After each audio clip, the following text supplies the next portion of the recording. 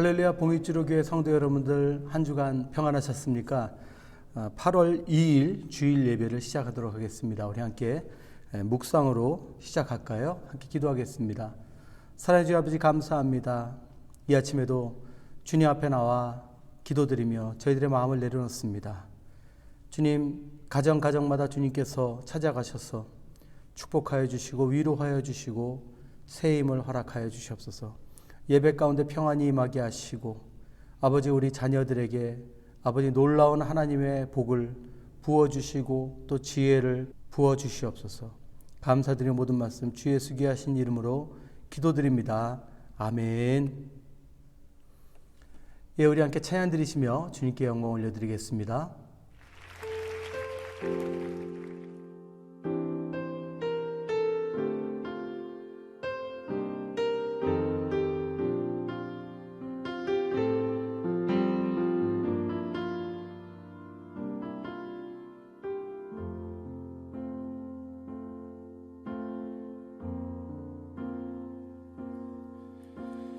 아버지 사랑 내가 노래해, 아버지 은혜 내가 노래해. 그 사랑 변함없으신 거짓 없으신 성실하신 그 사랑, 상한 갈 때 꺾지 않으시는, 꺼져가는 등불 끄지 않는 그 사랑 변함없으신 거짓 없으신 성실하신 그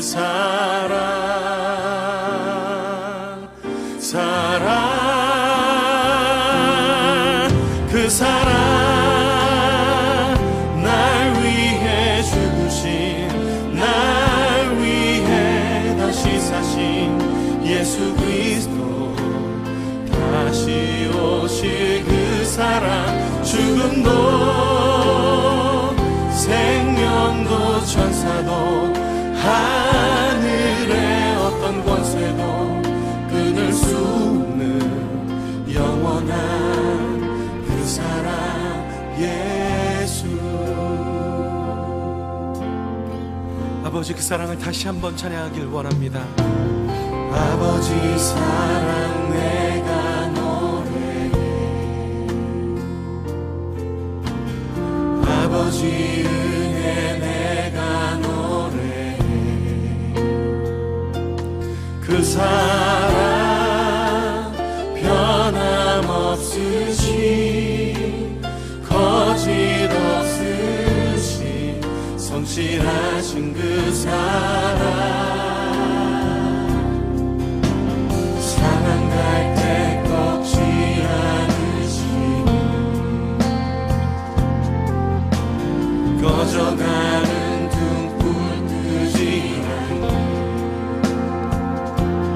그 사랑 변함없으신 거짓 없으신 성실하신 그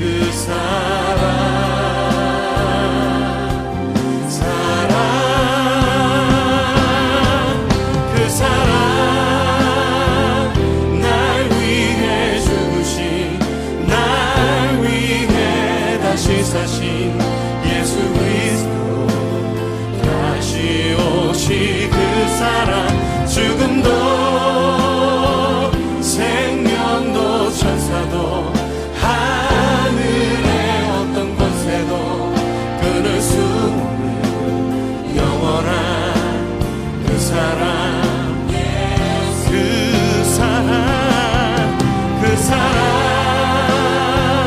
날 위해 죽으신, 날 위해 다시 사신 예수 그리스도,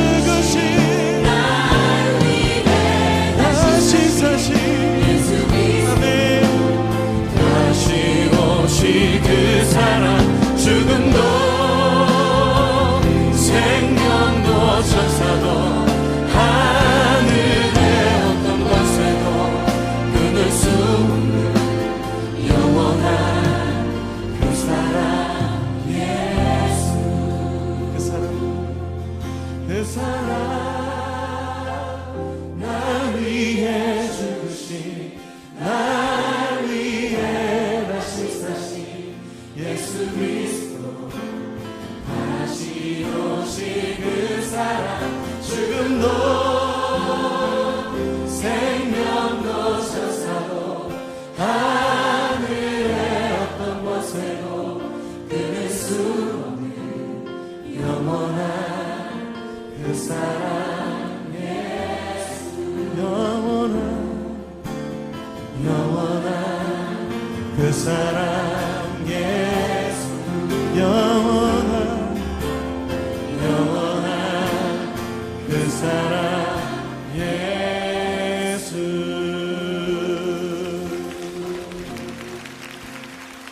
영원한 그 사랑 예수 날 위한 그 사랑 열방 중에서 피난한 자들아 너희는 모여 오라. 함께 가까이 나오라. 나무 우상을 가지고 다니며 구원하지 못하는 신에게 기도하는 자들은 무지한 자들이니라.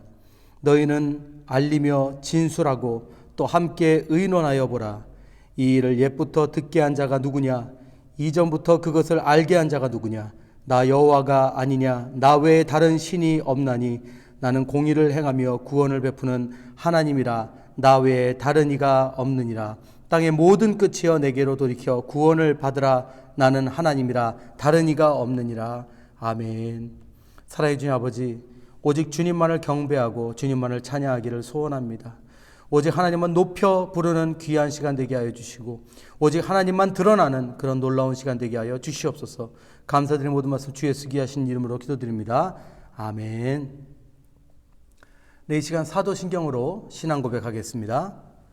전능하사 천지를 만드신 하나님 아버지를 내가 믿사오며 그 외아들 우리 주 예수 그리스도를 믿사오니 이는 성령으로 잉태하사 동정녀 마리아에게 나시고 본디오 빌라도에게 고난을 받으사 십자가에 못 박혀 죽으시고 장사한 지 사흘 만에 죽은 자 가운데서 다시 살아나시며 하늘에 오르사 전능하신 하나님 우편에 앉아 계시다가 저희로서 산 자와 죽은 자를 심판하러 오시리라. 성령을 믿사오며 거룩한 공예와 성도가 서로 교통하는 것과 죄를 사하여 주시는 것과 몸이 다시 사는 것과 영원히 사는 것을 믿사옵나이다. 아멘. 온 천지 만물을 말씀으로 창조하시고 그 귀하신 뜻에 따라 섭리하시는 살아계신 하나님, 어려운 시기에도 건강 주시어 소중한 예배 시간에 주님께 이렇게 영광 돌리게 해주시는 은혜 주님 감사드립니다. 위대하신 하나님을 찬양합니다. 우리가 한 주 동안 살면서 알고 지은 죄, 모르고 지은 죄, 우리의 모든 죄를 주님 앞에 내려놓습니다. 우리의 부끄러운 삶을 주님 회개합니다. 주여 모든 것을 용서하여 주시옵소서. 우리가 너무나도 어리석어서 반복하여 짓는 이 죄를 주님 우리의 연약한 마음을 불쌍히 여기시고 우리의 삶을 온전히 회복시켜 주시옵소서. 정신적, 육체적, 물질적으로 너무나도 힘든 코로나 상황 속에서 오직 주님만 의지합니다. 주여 이 상황에서 피할 길, 나아갈 길을 주님 인도하여 주시옵소서. 특별히 우리 봉익지로 교회를 위하여 기도합니다. 우리 교회 앞에 닥친 문제, 엘리베이터 공사 문제, 주차장 문제 등등 많은 문제를 주님이 아시오니 주님 맡아서 해결하여 주시옵소서. 이 모든 문제들이 주님 안에서 협력하여 선을 이루듯이 아름답게 해결되어지는 역사가 이루어지게 도와주시옵소서. pandemi아 이후의 삶은 전에는 한 번도 가본 적이 없는 새로운 시대라고 합니다. 두려운 마음으로 새로운 길을 나아갈 때 주님 우리 봉익지로 교회를 기억하여 주시고 주님이 계획하시고 예비하신 길이 무엇인지 저희는 알 수 없사오나 주님의 인도하심을 믿습니다. 오랜 광야 시절을 마치고 가나안 땅으로 들어가는 것처럼 주님의 말씀과 기도로 무장하여 승리하는 삶으로 가나안으로 들어가게 도와주시옵소서. 특별히 우리 교육부를 위하여 기도합니다. 수고하는 모든 손길 주님께서 축복하여 주시옵시고 유초등부, 중고등부, 청년부 우리 어려운 영혼들 건강하게 잘 자라게 도와주시고 다윗과 솔로몬처럼 신실하고 지혜로운 주님의 자녀 될 수 있게 도와주시옵소서. 그리하여 우리 봉해치료교회에 든든한 기둥들이 되게 주님 큰 역사 보여주시옵소서.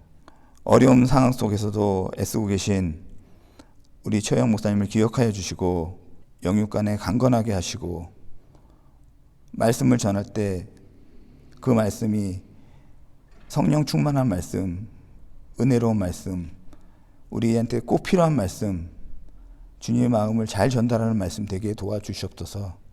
알파 오메가 되신 주님, 오늘 예배의 처음과 끝까지 모든 시간을 주님께 의탁하오며 이 모든 말씀 우리를 사랑하는 예수님 이름으로 감사하며 기도드렸사옵나이다. 아멘. 아멘. 예, 우리 함께 오늘 교회 소식 보도록 하겠습니다. 자, 오늘도 각자 가정에서 온 가족이 함께 감사하는 마음으로 신령과 진정으로 예배 드리시기 바랍니다. 예, 이제 곧 암송대회를 개최할 텐데요. 날짜를 8월 29일 토요일 오후로 잡았습니다. 그래서 오후 내내 진행하도록 하겠습니다.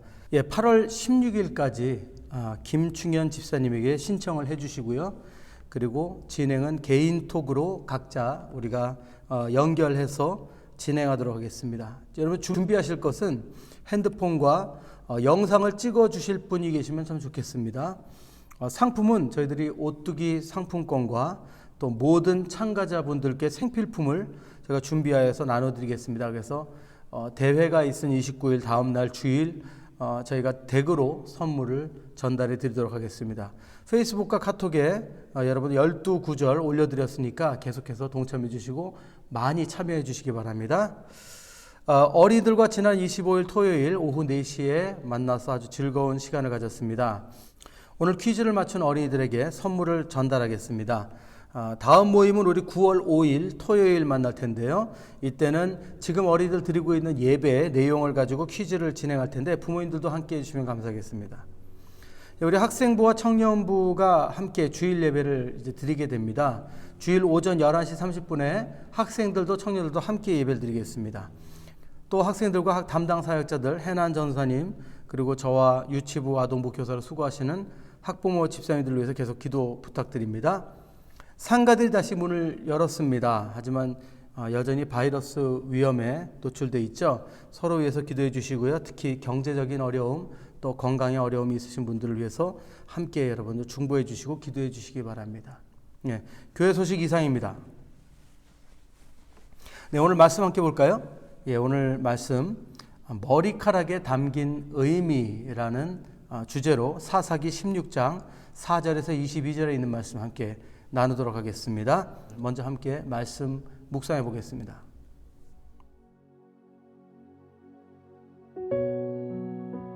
이후에 삼손이 소렉 골짜기에 들릴라라 이름하는 여인을 사랑하매 블레셋 사람의 방백들이 그 여인에게로 올라가서 그에게 이르되 삼손을 꾀어서 무엇으로 말미암아 그 큰 힘이 생기는지 그리고 우리가 어떻게 하면 능히 그를 결박하여 굴복하게 할 수 있을는지 알아보라.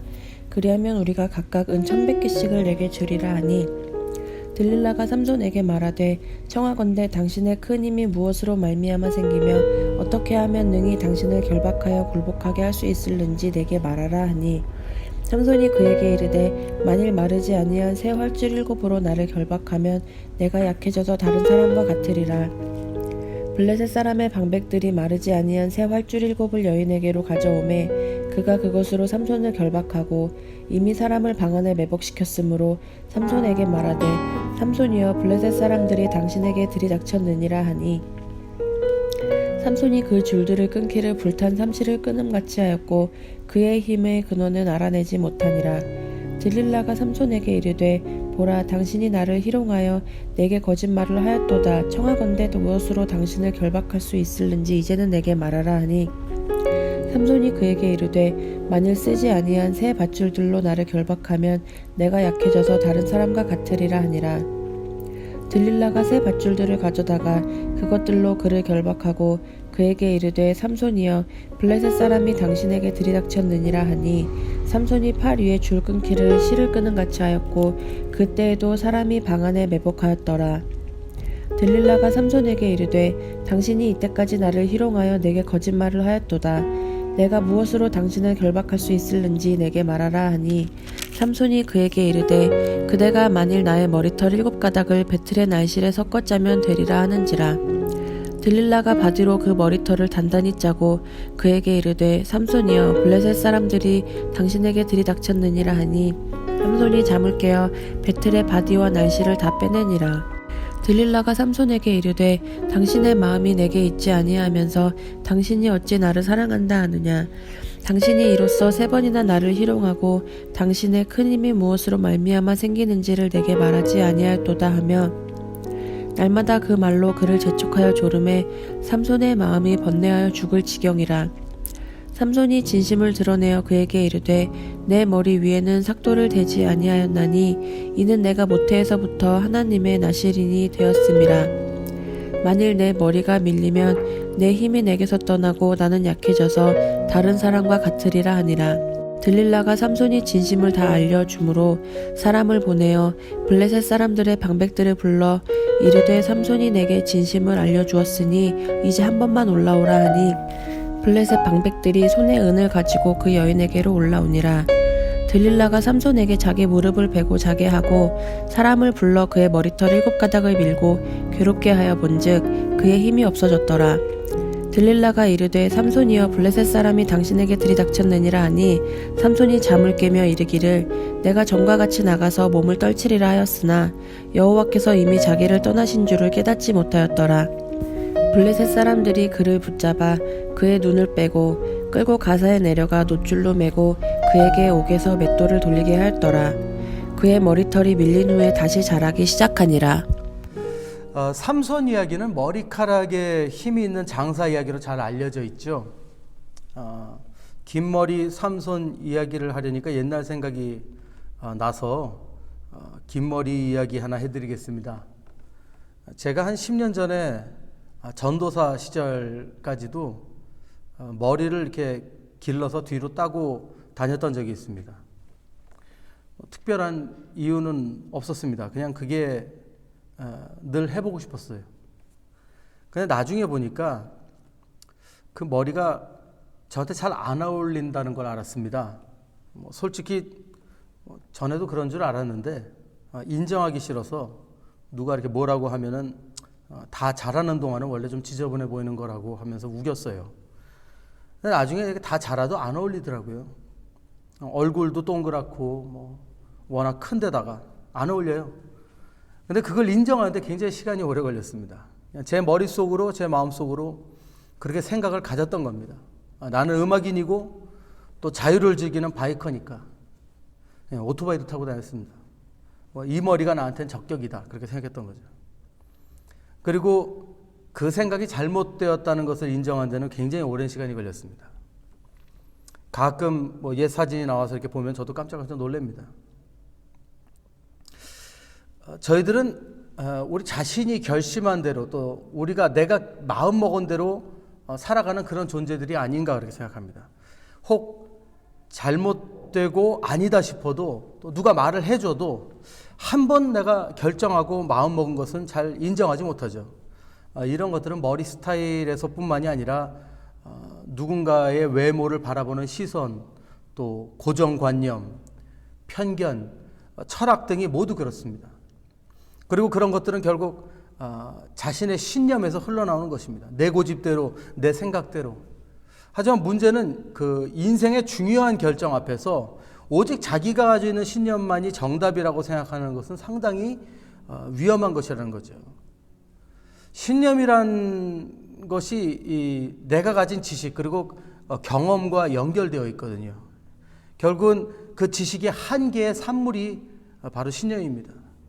그래서 그것을 맹신하고 그것으로 삶의 방향을 정하다 보면은 나에게도 위험하지만 다른 이들에게도 피해를 줄 수 있는 것이 신념이죠. 그래서 우리들은 첫째로 많이 경험하고 배워야 됩니다. 그리고 둘째로는 겸손하고 좀 조심해야 됩니다. 근데 솔직히 많이 배우면 배울수록 사람은 고개를 숙이게 되는 것이 사실입니다. 웬만하면 그렇죠. 왜냐하면요, 사람이 배우고 깨달으면 깨달을수록 알게 되는 게 뭐냐면 이 세상에 그 어떤 것도 함부로 내가 정답이라고 할 수 없다는 것을 알게 되기 때문입니다. 그래서 탈무드에도 이런 말이 있습니다. 세상의 가장 큰 악 중에 하나는 무지합니다 라고요. 왜일까요? 인간이 무지하면 자기 본능대로 살 수밖에 없거든요. 근데 본능대로 사는 건 인간이 아니죠. 동물이죠. 그러나 동물은 아예 아는 게 없기 때문에 늘 한결같아요. 근데 인간은 각자가 조금만 배운 것이 있다면 그것으로 자기 철학을 세웁니다. 그래서 한번 방송인 이경규 님이 이런 말씀을 하신 적이 있어요. 무식한 놈이 신념을 가지면 제일 무섭다. 이 명언이 됐죠. 그만큼 그런 사람이 많다는 얘기죠. 또 이런 말도 있어요. 어찌 보면 같은 맥락입니다. 이 세상에서 제일 무서운 사람은 책을 많이 읽은 사람이 아니라 평생 책 딱 한 권만 읽은 사람이다. 자, 제가 왜 오늘 삼손 이야기를 우리가 본문으로 읽고 이 관계없는 것 같은 신념 이야기로 시작을 할까요? 사실은 이 신념이란 주제가 이 사사기와 관계가 없지 않기 때문입니다. 사사기를 묵상하다 보면요, 뭘 발견할 수 있냐면 사사기 시대의 이 사회, 그때 사람들이 정말 이렇게 무식하고 무지한데 신념만 강한 사람들, 그런 사회였다는 것이죠. 사사기 17장에는요, 어쩌면 사사기의 주제라 할 수 있는 만한 구절이 나와 있습니다. 17장 6절입니다. 이렇게 되어 있어요. 그때는 이스라엘에 왕이 없었으므로 사람마다 자기 소견에 옳은 대로 행하였더라. 다른 번역에도 보면요, 똑같이 써 있어요. 자기 소견이란 말이 뭐라고 되어 있냐면 자기 눈에 보기에 옳은 대로 행했다 하는 것입니다. 자기 눈에 보기에 옳은 대로. 자, 근데 여러분, 사람이 본다는 것, 그거 참 위험한 겁니다. 왜냐하면 우리는 눈으로 보지 못하는 것이 굉장히 많다는 것을 알거든요.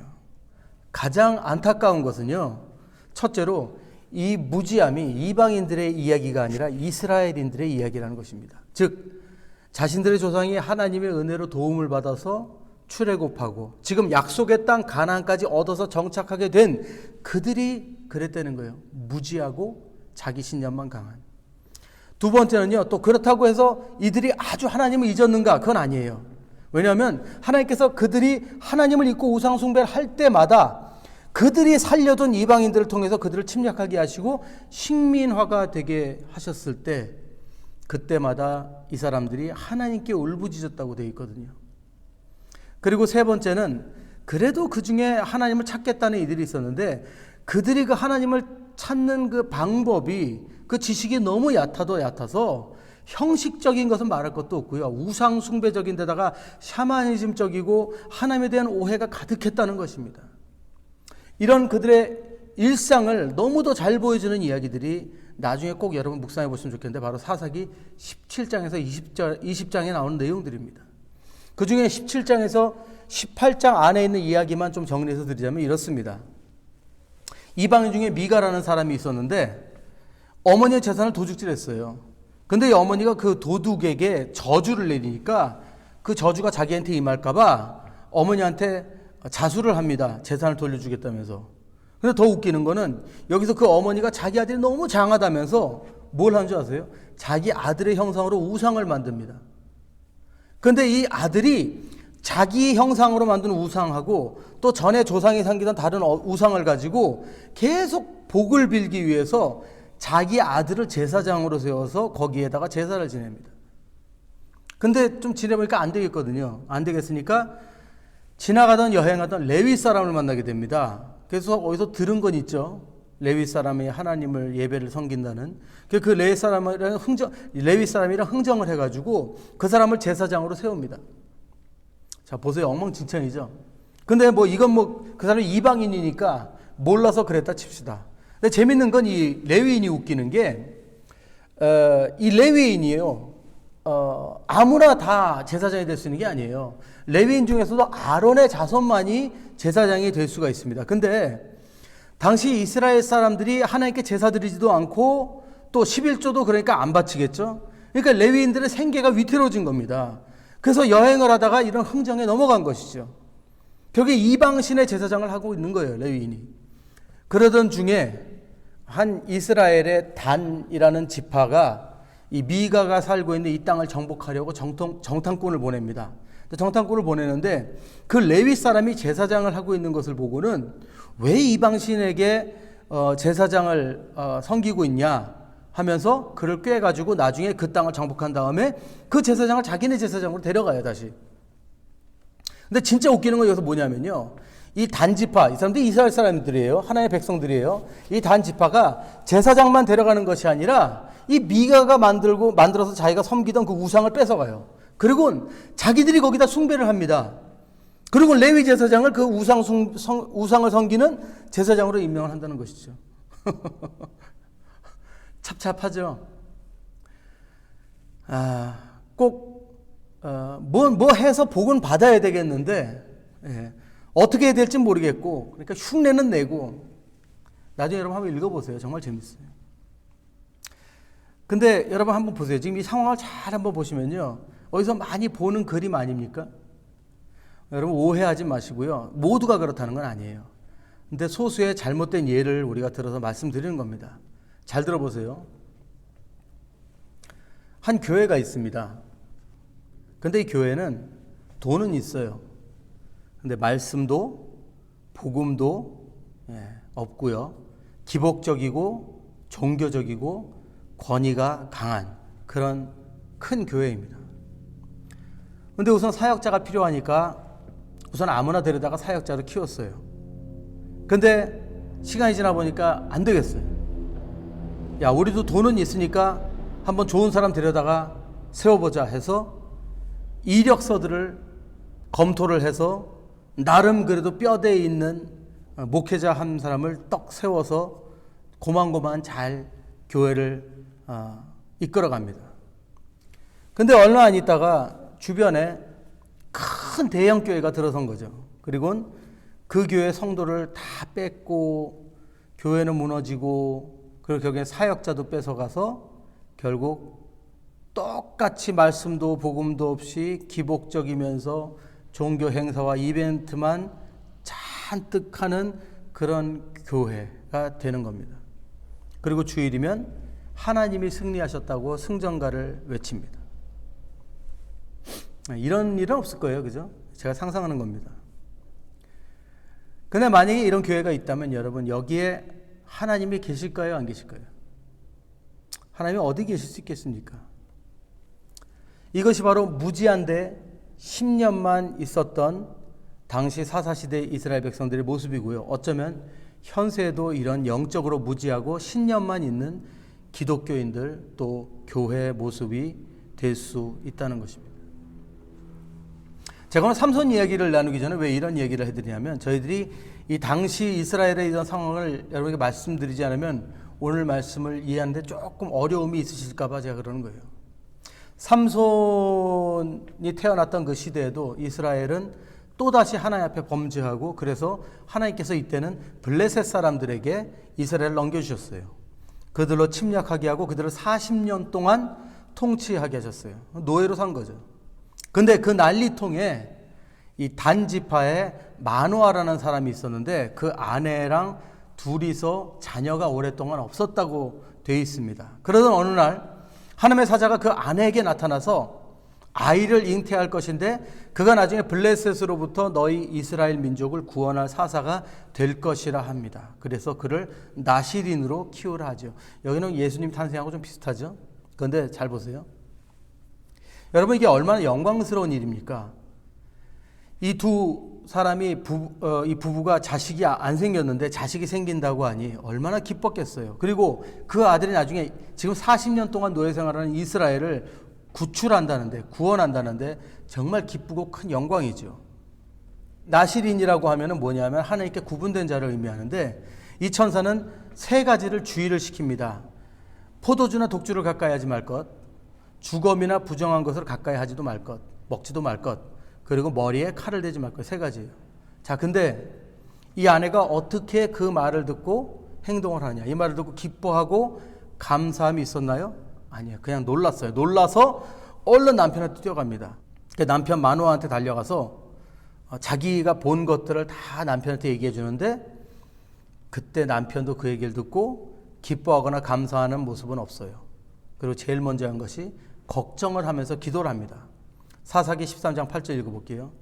마노아가 여호와께 기도하여 이르되 주여 구하옵나니 주께서 보내셨던 하나님의 사람을 우리에게 다시 오게 하사 우리가 그 낳을 아이에게 어떻게 행할지를 우리에게 가르치게 하소서 하니. 자, 아까 천사가 나시린을 어떻게 키울지 설명했잖아요. 근데 하나님께서 그 기도를 들으시고 다시 사자를 보내십니다. 잘 모르겠다니까. 그러니까 마노아는 결국 그 질문을 하는 거예요. 다시 아이를 어떻게 키우면 되냐고. 아까 다 얘기해 줬는데. 근데 그래도 천사가 참을성이 많았는지 다시 그를 얘기를 해줍니다. 오히려 다시 얘기해 줄 때 머리 이야기는 빼요. 잊어버린 건지 뭐 중요하지 않아서 그런 건지. 근데 뭐 더 할 말도 없죠. 세 가지를 얘기하는 독주, 뭐 부정한 것, 머리 손대지 말라고 그 얘기했는데, 근데 마노아가 거기에 뭐 어떻게 반응을 하냐면 뭐 오케이 그냥 그거예요. 뭐 기뻐하고 감사하고 영광이고 뭐 이게 아니고. 그럼 뭐라고 하냐면 당신을 위해서 염소를 준비할 테니까 좀 기다리래요. 그게 무슨 얘기입니까? 수고했다 이거죠. 수고했으니까 밥이나 먹고 가라는 거예요. 그러니까 천사가 제사를 드리려거든 여호와께 드리라 이렇게 말합니다. 사사기 13장 16절이에요. 여호와의 사자가 마노아에게 이르되 내가 비록 나를 머물게 하나 내가 네 음식을 먹지 아니하리라. 번제를 준비하려거든 마땅히 여호와께 드릴지니라 하니 이는 그가 여호와의 사자인 줄을 마노아가 알지 못합니다. 근데 마노아는 또 거기서 천사의 이름을 묻습니다. 물으면서 애가 태어나면 당신의 이름을 기리겠다고 해요. 자, 이쯤 되면 벌써 좀 답답하죠. 상황 파악을 전혀 못하는 겁니다. 지금 마노아가. 그래서 사자가 말하죠. 내 이름 알 거 없다. 그러고는 떠납니다. 그래서 마노아가 아내와 함께 제사를 드리는데 그때 불꽃이 일어나고 막 이적이 일어납니다. 사사기 13장 18절에서 20절까지 읽어볼게요. 여호와의 사자가 그에게 이르되 어찌하여 내 이름을 묻느냐. 내 이름은 기묘자라 하니라. 이에 마노아가 염소 새끼와 소재물을 가져다가 바위 위에서 여호와께 드림에 이적이 일어난지라. 마노아와 그의 아내가 본즉 불꽃이 제단에서부터 하늘로 올라가는 동시에 여호와의 사자가 제단 불꽃에 휩싸여 올라간지라. 마노아와 그의 아내가 그것을 보고 그들의 얼굴을 땅에 대고 엎드리니라. 그러니까 이제야 마노아가 부인을 붙들고 우리가 하나님을 봤다고 이제 죽는다고 걱정을 합니다. 하지만 그 부인이 하나님께서 우리를 죽일 것이었으면 뭐 이런 일들을 말씀하셨겠냐 하면서 안심을 시키고 이 삼손의 부모들의 이야기는 막을 내립니다. 자, 여러분, 제가 오늘 말씀 초반에 당시 이스라엘 백성들의 영적 무지함에 대해서 말씀드렸고 그들의 신념에 대해서 말씀드렸죠. 그럼 대충 지금 이 이야기를 이렇게 검토를 해보는데, 자, 지금 이 삼손의 부모님들의 이야기에서 뭐 좀 이상한 거 발견하신 게 있습니까? 이 사람들의 행동을 보고 어떤 사람들이었는지 좀 눈치채셨어요? 딱 보면 나오죠. 한번 보세요, 여러분. 그때 시대에 자녀가 없다는 것, 그것은요 어떻게 보면 저주를 상징하는 걸 수도 있어요. 자녀는 축복이었거든요. 오랫동안 자녀가 없는 부모들에게 자녀가 생긴다는데 여러분들 이 부부에서 기쁨이 있었나요, 없었나요? 감사가 있었나요, 없었나요?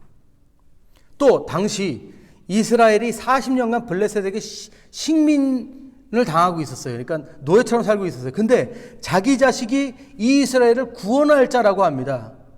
이 부모들이 거기서 어떻게 반응했습니까?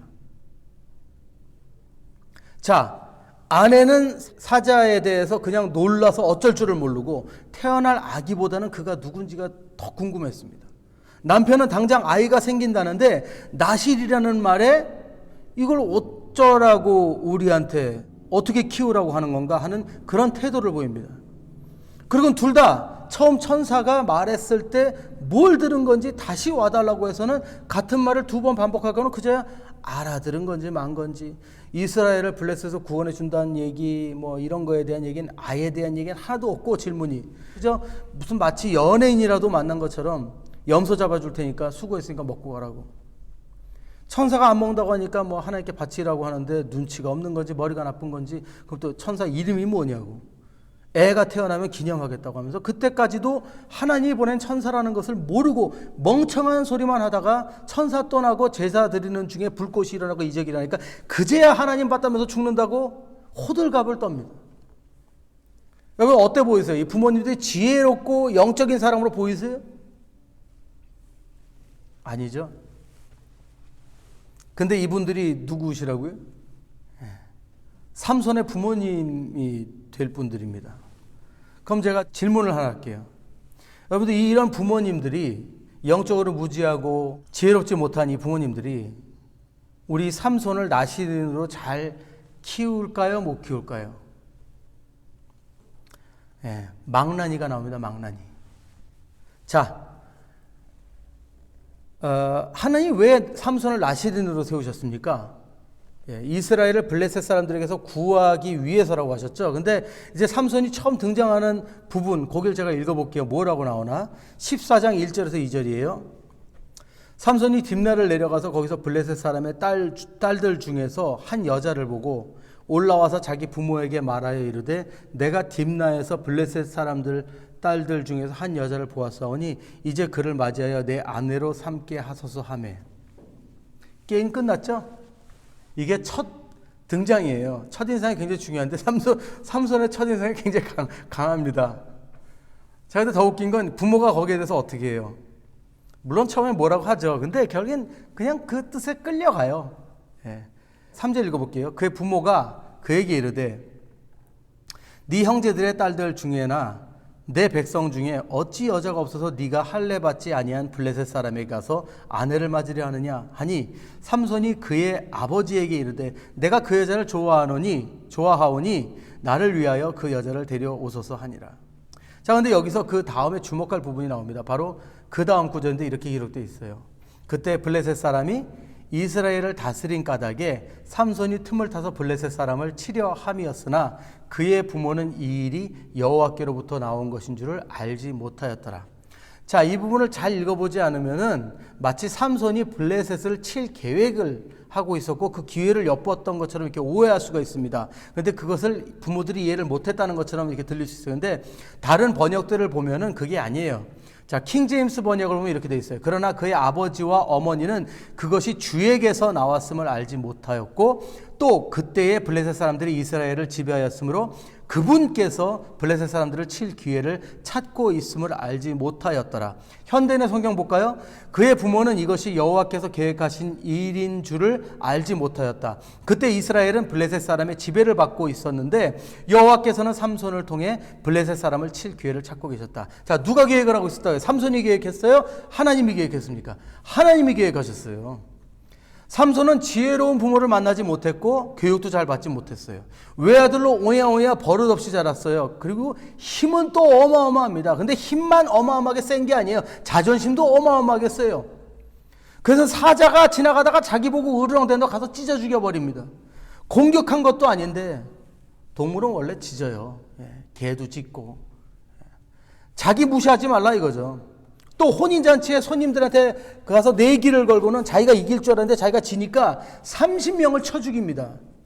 이게 삼손이에요. 그리고는 그 일로 장인이 자기 부인을 다른 남자에게 줘버리니까 여우 300마리를 잡아서 꼬리에 횃불을 달고는 온 블레셋 농작을 돌아다니면서 다 태워버려서 화풀이를 해버립니다. 성질 더럽죠.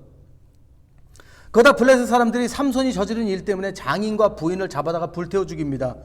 그러니까 내려가서 나귀 턱뼈로 1000명을 죽여버립니다. 그냥 넘어가는 적이 없어요. 삼손은 무식하고 성질 더럽고 뒤끝 많고 힘은 어마어마하게 세고 자존심이 강하고. 자, 근데 여기서 잠깐 정리할게요. 여러분, 나시린인 삼손은 주검을 가까이 하면 안 됩니다. 그렇죠? 근데 삼손은 어땠어요? 그냥 주검 제조기예요. 또 부정한 거 가까이 가면 안 돼요. 근데 창녀 기생하고 거리낌 없이 잡니다. 그리고 부정한 거 먹으면 안 된다고 그러세요. 근데 사자 시체에서 나온 꿀도 먹습니다. 솔직히 뭐 이것만 먹었을까요? 그럼 독주는 마셨을까요? 안 마셨을까요? 뭐 공식적으로는 안 나와요. 근데 여러분 지금까지 하는 거 봐서 그게 뭐 문제였겠어요? 근데 놀라운 사실은 이런 엉터리 나시린 삼손이 원할 때마다 하나님의 영이 그에게 임하셔서 그에게 힘이 쏟아졌다는 얘기입니다. 이게 정말 놀라워요. 자, 확인 한번 해볼까요? 사사기 14장 6절입니다. 여호와의 영이 삼손에게 강하게 임하니 그가 손에 아무것도 없이 그 사자를 염소 새끼를 찢는 것 같이 찢었으나 14장 19절 여호와의 영이 삼손에게 갑자기 임하심에 삼손이 아스글론에 내려가서 그곳 사람 30명을 쳐 죽이고 사사기 15장 14절 15절 삼손이 레히의 이름의 블레셋 사람들이 그에게로 마주 나가며 소리 지를 때에 여호와의 영이 삼손에게 갑자기 임하시매 그의 팔 위에 밧줄이 불탄 삼과 같이 그의 결박되었던 손에서 떨어진지라 삼손이 나귀의 새 턱뼈를 보고 손을 내밀어 집어들고 그것으로 1000명을 죽이고. 놀랍죠. 왜 하나님이 이렇게 힘을 주셨을까 하는 생각이 듭니다. 근데 그것뿐만이 아니에요. 그가 1000명을 죽였을 때 너무 피곤하고 목이 마르다고 하자 하나님께서 물을 주십니다. 18절 19절이에요. 삼손이 심히 목이 말라 여호와께 부르짖어 이르되 주께서 주의 종을 통하여 이 큰 구원을 베푸셨사오나 내가 이제 목말라 죽어서 할례 받지 못한 자들의 손에 떨어지겠나이다 하니 하나님이 레이에서 한 우묵한 곳을 터뜨리시니 거기서 물이 솟아나오는지라 삼손이 그것을 마시고 정신이 회복되어 소생하니 그러므로 그 샘 이름을 엔하꼬레라 불렀으며 그 샘이 오늘까지 레히에 있더라. 자, 이렇게 정리해보면 삼손은 나실인의 의무에 대해 걱정하지도 않았을 뿐 아니라 그에 맞는 삶을 살지도 않았습니다. 그럼에도 하나님은 계속 삼손에게 힘을 주시고 그로 하여금 블레셋을 치도록 도우심을 봅니다. 여러분 이걸 어떻게 이해해야 될까요? 삼손은 블레셋을 이스라엘의 적으로 보지도 않았고 이스라엘의 구원을 꿈꾸는 사람도 아니었는데 말입니다. 엄연히 말하자면 삼손은 오로지 자기 자신밖에 모르는 사람이었어요. 나중에 블레셋 사람들에게 잡혀서 눈이 뽑히고 수모를 당하면서 다곤 신전 기둥에 묶였을 때도 마지막까지 뭐라고 기도했는지 한번 보세요. 사사기 16장 28절이에요. 삼손이 여호와께 부르짖어 이르되 주 여호와여 구하옵나니 나를 생각하옵소서. 하나님이여 구하옵나니 이번만 나를 강하게 하사 나의 두 눈을 뺀 블레셋 사람에게 원수를 단번에 갚게 하옵소서 하고. 여러분 이 구절에서 나라는 말이 3번이나 나옵니다. 나를 생각하옵소서, 나를 강하게 하사, 나의 두 눈을 뺀. 근데 엄연히 보자면 한 번 더 있어요. 블레셋 사람에게 원수를 해서 이 원수는요 나의 원수입니다. 나의 원수. 그에겐 이스라엘이고 블레셋이고 하나님이고 아무것도 없었습니다. 여기 삼손에게는 자기밖에 없어. 나. 어떤 분들은 삼손의 이야기 마지막 부분에서 그가 하나님께 돌아왔다고 하시는데 죄송하지만 저는 동의할 수 없습니다. 그는 마지막까지 자기 뜻, 자기 신념으로 하나님을 찾았고요. 그리고 그렇게 죽었어요. 마치 영웅처럼 죽었죠. 하지만 진짜 영웅은 삼손이고 바로 우리 하나님이십니다. 오늘 삼손 이야기의 주인공은요 바로 우리 하나님이에요. 삼손도 착각하고 있었던 것이 있어요. 굉장히 중요한 건데 그것이 바로 뭐냐면 바로 머리카락의 힘에 대한 착각입니다. 사사기 16장 17절 삼손이 진심을 드러내어 그에게 이르되 내 머리 위에는 삭도를 대지 아니하였나니 이는 내가 모태에서부터 하나님의 나실인이 되었습니다. 만일 내 머리가 밀리면 내 힘이 내게서 떠나고 나는 약해져서 다른 사람과 같으리라 하니라. 그래서 부정한 것도 독주도 겁없이 가까이 하면서도 자기 머리만은 안 깎은 겁니다. 그 머리카락을 지킴으로써 자기에게 하나님의 힘이 임한다고 착각하고 있었던 것이죠. 삼손이 그런 사람이었어요. 그래서 딴짓 다 하면서도 머리카락을 안 깎은 거예요. 저는 이 말씀 묵상하면서 오늘날 우리 많은 그리스도인들이 이런 마음을 가지고 있지 않나 생각합니다. 자기가 장사가 잘 되고 사업이 잘 되는 이유는 11조를 꼬박꼬박 들여서라고 착각하는 사람도 있습니다. 자기 자녀가 잘 되는 것이 자기가 주일 성수를 잘 지켜서 그렇대요. 오해입니다. 자기가 사역을 잘하는 이유가 제자 훈련을 잘 받아서 그렇답니다. 아닙니다. 이런 분들은 11조를 열심히 드려요. 그러다 갑자기 사업이 안 되면 굉장히 실망하죠. 이런 분들은 주일 성수를 목숨같이 지켜요. 남에게도 지키라고 강요하죠. 그러다가 자기 자녀들에게 무슨 일이 생기면 금방 시험이 됩니다. 또 이런 분들은 제자 훈련에 목숨을 걸어요. 그러다 사역에 문제가 생기면 자신이 핍박을 받는다고 생각을 합니다. 장사가 잘 되고 사업이 잘 되는 이유는 우리 하나님이 선하시고 자비로우시기 때문입니다. 내 자녀가 잘 되고 승승장구하는 이유는 하나님께서 의로우시고 신실하시기 때문입니다. 내가 잘되고 내 교회가 잘되고 사역이 부흥하는 이유는 언약의 하나님께서 우리들을 세우시고 당신의 뜻을 이행하시는 분이시기 때문입니다. 이유는 내 11조도 아니고 내 주일 성소도 아니고 내 제자 훈련도 아니라는 겁니다. 삼손의 머리카락에서 힘이 난 것이 아니었듯이요. 삼손에게 힘이 솟구칠 때마다 오늘 말씀에서 기록되어 있는 것은 하나님의 영이 그에게 임했다는 것이에요. 근데 왜 갑자기 머리카락을 자르는데 힘이 없어지겠어요? 오늘 본문 구절에 보면 뭐라고 기록이 되어 있습니까? 20절이에요. 들릴라가 이르되 삼손이여 블레셋 사람이 당신에게 들이닥쳤느니라 하니 삼손이 잠을 깨며 이르기를 내가 전과 같이 나가서 몸을 떨치리라 하였으나 여호와께서 이미 자기를 떠나신 줄을 깨닫지 못하였더라. 머리가 잘려서 힘이 없어졌다고 되어 있습니까? 아닙니다. 여호와께서 이미 자기를 떠나셨다고 기록이 되어 있습니다. 머리를 잘라서가 아니라 여호와가 떠나셨기 때문이라는 거죠. 물론 우리 인생에 고난이 닥치고 핍박과 연단이 옵니다. 그런데 이럴 때마다 우리는 항상 점검을 해봐야 돼요. 혹시 여호와께서 나를 떠나신 것은 아닐까? 만약 저와 여러분이 지금까지 내가 잘나서 내가 뭔가를 잘하고 있어서 잘되고 있었다고 생각한다면, 그래서 형식적으로 교인이라는 명칭은 달고 있지만 사명에 대한 예수님의 제자라는 책임과 의무에 대해선 거리낌 없이 세상과 마음껏 어울려 살았다면 우리는 어서 정신 차리고 돌아와야 합니다.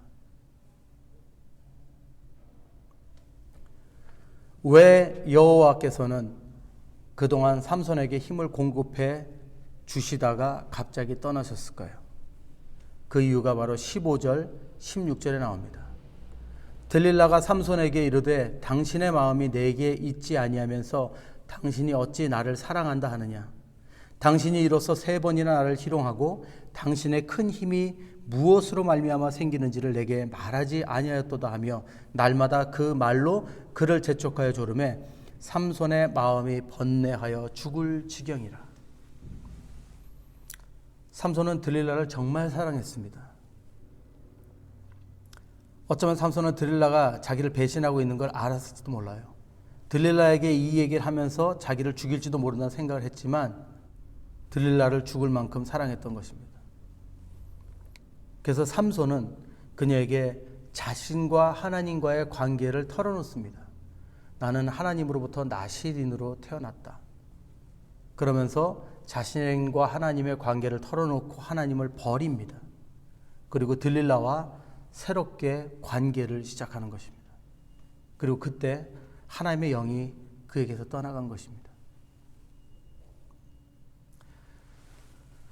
여러분, 삼손의 머리카락이 잘려서 힘이 없어진 것이 아니고 삼손이 하나님을 버렸을 때, 삼손이 이 세상과 관계를 맺었을 때, 그때 하나님의 영이 떠나가셨다는 거예요. 말씀을 좀 정리하겠습니다. 사랑하는 여러분, 우리 2가지는 꼭 기억해야 됩니다. 첫째 뭐냐면 하나님의 선하신 계획은 그 누구도 망칠 수 없습니다. 하나님은 약속하신 역사를 꼭 이루시는 분이심을 기억하시기 바랍니다. 이스라엘 백성들이 블레셋에게 고통받고 있음을 아시고요, 울부짖는 백성들의 기도를 들으신 것입니다. 아무리 사사가 자기 소신대로 자기 마음대로 자신만을 위해 살아도 하나님은 자신이 이행하실 일들을 이행하십니다. 왜요? 우리들을 사랑하시기 때문에. 이스라엘 백성들을 사랑하신 것처럼. 그 하나님과 함께 영광의 날을 맞이할 것인가, 수치와 모욕을 맞이할 것인가는 바로 우리가 결정할 일입니다. 2번째, 우리에게 아무리 특별한 은사가 있고 특출난 지혜와 능력이 있어도요, 그것은 그저 머리카락일 뿐이라는 것입니다. 하나님이 함께 하시지 않으면 아무것도 아니라는 것이죠. 사춘기 아이들 보면은 착각을 잘하는 것이 있습니다. 아, 내가 이것만 있으면, 아, 내가 이걸 잘하면, 아, 내가 이렇게 생겼으면, 키가 조금만 더 컸으면, 그러면 뭔가 잘 될 것 같죠. 조금만 더 살아보면 우리가 이 세상에서 얻는 것, 가진 것으로 성공하는 것이 아니라는 것을 깨닫게 되죠. 하다못해 세상도 이런데 우리 신앙인들은 오직 모든 것을 하나님께서 주관하시고 인도하시고 하나님이 능력 주셔야 승리할 수 있다는 것을 우리 깨달아야 합니다.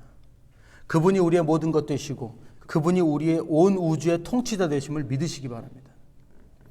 그래서 사랑하는 여러분, 우리는 그리스도인으로서 살아가면서 이런 생활 습관을 가지고 연습하며 살아야 됩니다. 첫 번째, 나의 신념으로 착각하며 살지 않도록 문학, 역사, 경제, 사회, 문화에 대한 지식을 늘 주님의 말씀과 연결하고 비추는 연습을 해야 합니다. 잠언에는 이렇게 말씀하십니다. 1장 7절에서 9절이에요. 여호와를 경외하는 것이 지식의 근본이거늘 미련한 자는 지혜와 훈계를 멸시하느니라. 내 아들아, 내 아비의 훈계를 들으며 네 어미의 법을 떠나지 말라. 이는 내 머리에 아름다운 관이요 내 목에 금 사슬이니라. 그리고 잠언에서는 계속 지혜에 대해 강조하십니다. 그런데 이 지혜가 뭔지 아십니까? 이 잠언의 지혜는 바로 성령님을 말씀하시는 겁니다. 언제나 나의 생각들을 하나님 앞에 내려놓고 늘 언제나 정리하는 생활 습관을 가지고 연습하는 우리가 되어야 되겠습니다. 두 번째입니다. 우리가 잘 돼도 교만할 것 없고 안 돼도 스트레스 받지 말아야 합니다.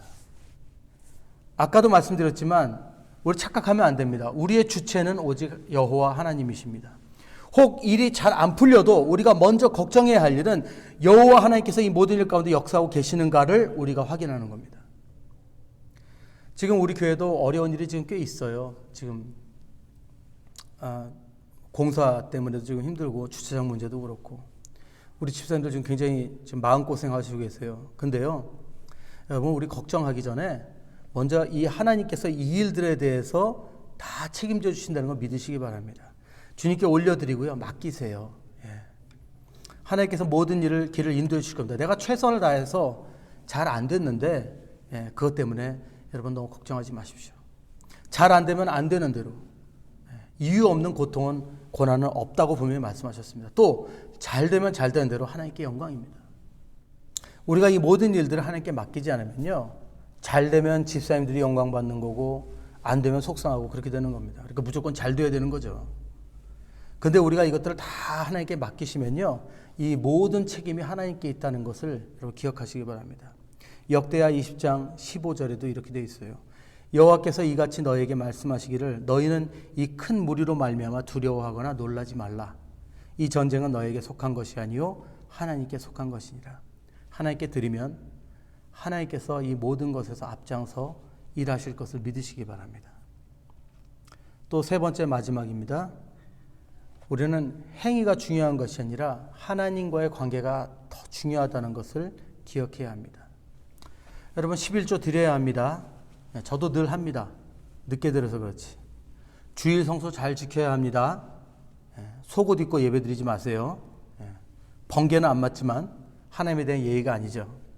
기도 생활 열심히 해야 합니다. 영성을 키우려고 하는 것이 아니에요. 성령님을 통해서 하나님의 뜻과 지혜를 받기 위함입니다. 성경 공부, 제자 훈련 해야 합니다. 높아지기 위해서 하는 게 아니라 실력을 위해서가 아니라 더 잘 섬기고 사랑하기 위해서 해야 되죠. 그런데 이것들보다 더 중요한 것이 무엇인가? 바로 하나님과의 관계를 위해서 하는 것입니다. 형식적으로 두려워서 하는 것이 아니라 하나님을 사랑하기 때문에 11조 기도, 말씀, 예배, 공부, 섬기는 것입니다. 우리 마음에 사랑함이 부족하다면 그것은 깨달음이 부족하기 때문입니다. 형식에 자꾸 매이지 마시고 더 하나님을 알기 위해서 노력하시면 됩니다. 하지만 사랑이 없이 하는 모든 행위는 결국에는 아무 열매를 맺지 못한다는 것을 우리는 기억해야 됩니다. 마치겠습니다. 여러분, 사랑하는 여러분, 오늘 우리 삼손의 삶을 통해서 우리들의 신앙을 비춰봤습니다. 사사기를 우리가 한번 보면서 그 시대 사회를 보고 그때의 사람들의 무지함을 보았습니다. 여러분, 혹시 나는 지금 영적 무지함으로 나만의 논리를 신봉하며 내 신념으로 고집하고 살아가고 있는 것은 없는지, 그리고 그 신념이 혹시 결국 나의 자존심이 되고 나의 머리카락이 되고 있지는 않은지, 그것으로 신앙에 대한 정의를 내리면서 교만하거나 오만한 자세를 취하고 있는 것은 없는지, 혹시 이런 신념으로 사랑 없는 11조, 주일 성수, 헌신, 봉사, 기도 등등 드리면서 하나님께 의무를 다하고 있다고 생각하고 있지는 않은지요. 여러분, 우리 기억해야 됩니다. 그건 그저 자르지 않은 머리카락일 뿐입니다. 우리 다시 한번 하나님 앞에 회개하시고 그분 앞에 나아가셔서 진정한 하나님과의 관계를 맺으시고 여호와께서 평생 여러분들을 떠나지 않으시며 동행하시기를 축원하며 기도드립니다. 기도드리겠습니다. 사랑하는 아버지, 감사합니다. 아버지, 늘 우리와 함께 하시고 우리 안에 성령으로 임하셔서 우리들을 인도하여 주시고 날마다 말씀하여 주시고 주님과 동행하며 아버지 걷기를 소원합니다. 아버지, 오늘도 말씀을 통해서 혹시 우리 안에 있는 헛된 그런 자존심, 헛된 논리, 헛된 나의 생각들이 나를 주장하고 있지는 않은지 바라봅니다. 우리 모든 성도님들 위해 주님 성령님 함께 하셔서 아버지 주님 깨달음 주시고 다시 한번 주님 앞에 회개하며 새롭게 결단하는 그런 우리의 한 주가 되게 하여 주시옵소서. 감사드리며 모든 말씀 주 예수 귀하신 이름으로 기도드립니다. 아멘.